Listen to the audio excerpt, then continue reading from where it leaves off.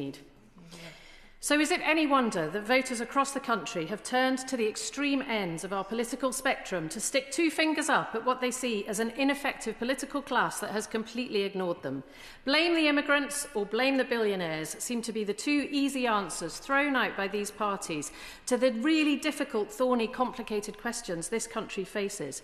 But the sad truth is that neither of those two propositions will be enough to make the changes we need to see, to reform the very structures of our economy and public services, to improve the lives who need it most. 10 years ago, we saw a referendum that cut our country in two like a chainsaw through the trunk of a mighty oak tree, and that division has not healed.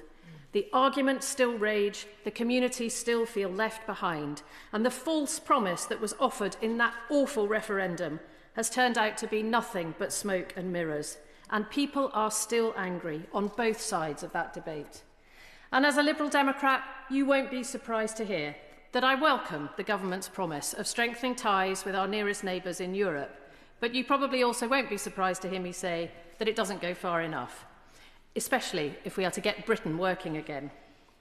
The upcoming EU reset bill is just the latest example of the government's lack of ambition when it comes to rebuilding our trading links with Europe. And when we talk of Brexit red tape, nowhere is that more limiting than in the red lines the government has tied around itself in its 2024 manifesto. Yeah.